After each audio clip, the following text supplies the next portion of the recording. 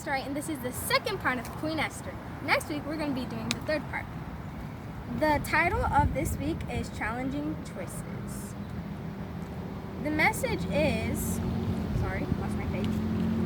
The message is, with God's help, I have the courage to do what is right. Have you ever seen something to a special dinner where everyone has dressed in their best clothes? Esther planned a special dinner and a banquet for the king and Haman. After 3 days and 3 nights of not eating and drinking any water, Esther dressed in her prettiest clothes. Then she went to the king. She walked to the door of his throne room and stood there quietly. When King Xerxes saw her, he smiled and held out his gold scepter. Phew, she didn't die. Esther walked towards him and touched it. "What can I do for you, my queen?" he smiled. I will give you half of my kingdom, if you wish. I prepared a banquet for you and Haman, replied Esther. Will you please come today? Of course we'll be there, he said to Esther. Later, when Haman and the king were at her banquet, the king asked Esther, "What can I do for you, Queen Esther?"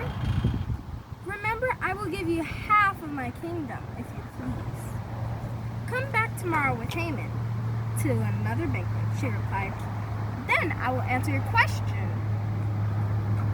Haman left for home, feeling very happy, not knowing he was invited to dinner with the king and queen. Then Mordecai stood at the gate. Mordecai did not bow to him. He didn't even stand up. When he saw Haman, Haman was very angry, but he said nothing. Wow. I don't think Mordecai is going to be in trouble.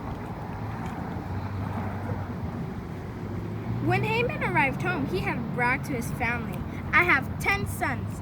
I have given money and power. The king likes me." He gave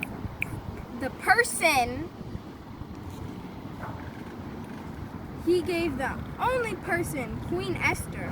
Queen Esther invited them again to another banquet, like Queen Esther had said in the other banquet.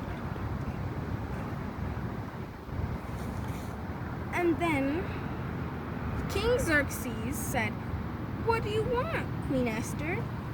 And then Queen Esther said again, "Come back tomorrow, and then I'll tell you what I want, I request." Then he complained about them to Mordecai. Mordecai would be perfect except for him.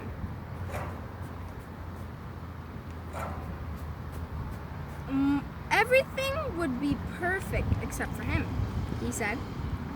"He's always sitting at the king's gate. He refuses to honor me.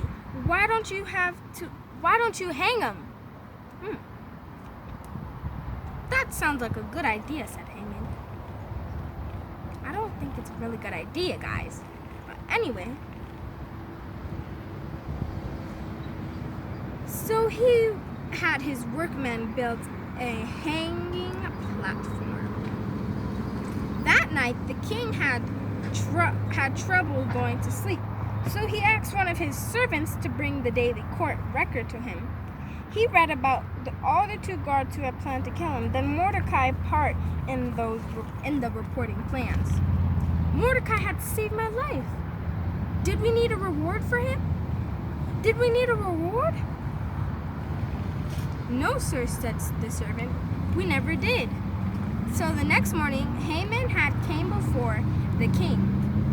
He had planned to ask permission to hang Mordecai, but before he could say anything, the king asked him a question. What should be done to honor a man who has done a good thing?" Haman thought the king was talking about him. So he replied, "Give him a royal robe and a crown to wear. Let him ride the streets with the royal horse." Have you servants announced this? This is what a king should do for a man who wants honor. I like the idea, said Haman. King Xerxes replied, do everything that I have said for Mordecai right away, but don't leave anything out. Haman was so confused. He thought he was talking about him. But he was so embarrassed and ashamed that he hid his face all the way home. When he got there, he told his friends and family what had happened. You're losing all the power to Mordecai. They said, you cannot win. You're going to be ruined for life. But before Haman had time to answer, the king's servants arrived. They had hurried Haman away to the second banquet Queen Esther had prepared. What would happen? What would Esther say?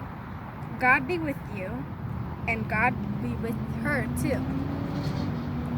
Next week, we're going to be doing the third part of Queen Esther. Happy Sabbath! Bye!